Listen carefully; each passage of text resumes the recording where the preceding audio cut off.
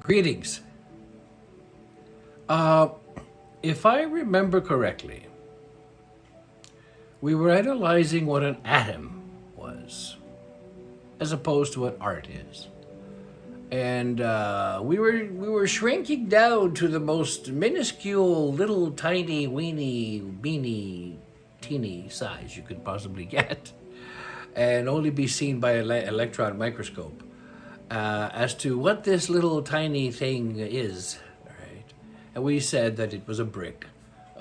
Many bricks make up an entire building, structures.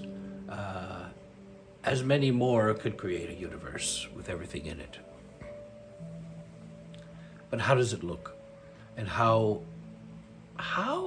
the thing is, how does the atom see the world? So shrink yourself down so small that you can no longer see yourself. Imagine that.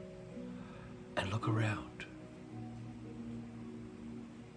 Would you be able to see anything at all beyond a few millimeters in front of you? Or would those millimeters stretch out into an endless chasm? Like they would look like they were miles in front of you when it was only just a few millimeters, because you're so small that everything looks big to you.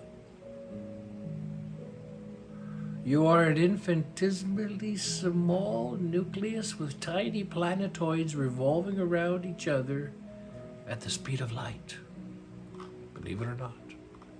You yourself are a ball of incredible energy with astonishing imagination to be the building block of the whole universe. This is a lot to say for a little thing. Although the atom is so small it is an infinitesimal universe, it's hollow inside.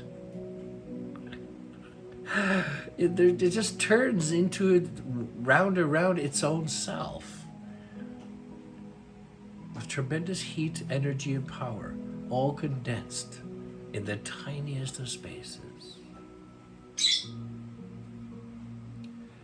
Everything in the universe, from quasars, planets, spiral galaxies, and all matter, all antimatter, all manner of created things, including us, are made of them. Therefore, art is made of atoms as well. And not only made of them, I think art is them. Why do I say this?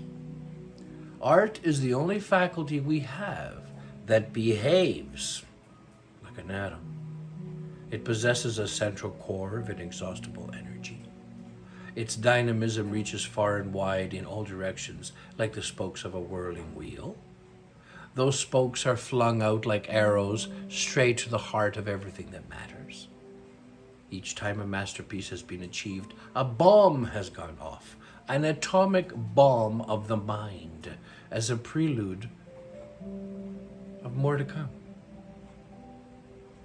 Every time a new art movement is established, a bomb has gone off in an atomic scale, lending it credence and legibility. It is this revolution of the mind that equates art to an atom. It's a revolution, all right?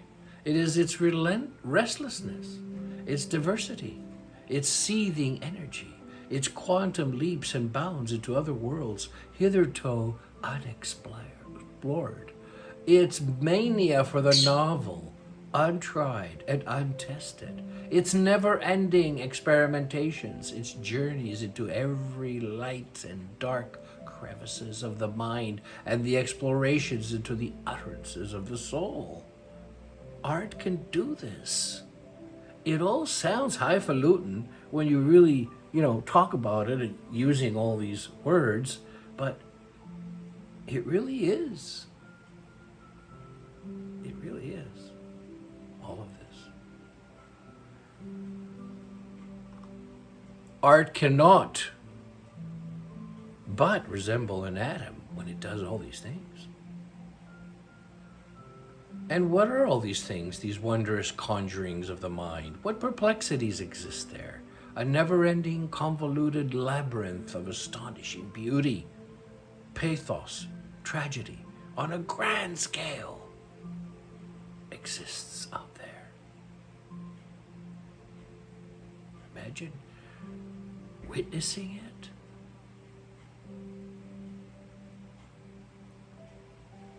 The meaning of life exists out there. The answer to who we are and what we are exists there. And the heart of every work of art is in every atom in the universe.